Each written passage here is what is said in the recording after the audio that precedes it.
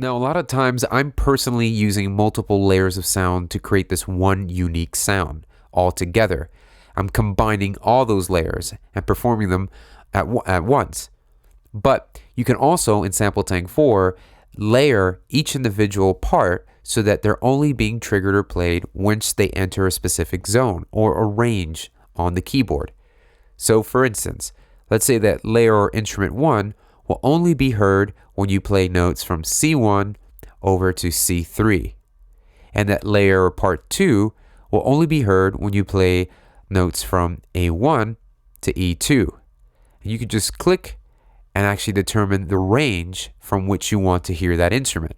This makes it really easy to maybe place a bass patch on the lower or for your left hand to play, and then have maybe like a pad or a specific lead type sound at the higher register for your piano roll. So it's really cool for layering multiple sounds and giving them their own distinct zones so that they would be triggered once you're playing keys within that zone.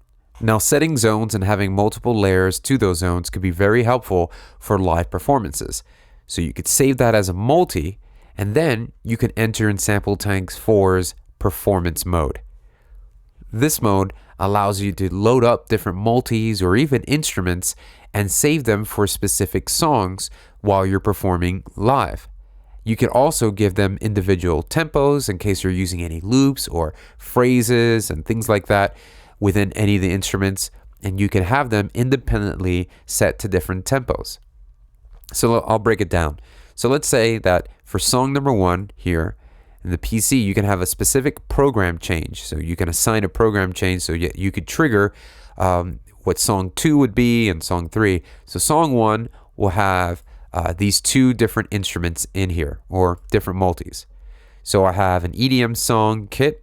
So this multi might be loaded with specific drum sounds or different things that I think will be great for an EDM song, and I'll have it there. And so I can trigger that, and then when I want, I can adjust and balance the master volume of that overall multi. And then I can go and switch, when ready, to my... So this is giving me the ability to still change within that first song my 2 different type of drum kits or my 2 different types of sounds or multis with many different layers of sounds to begin with.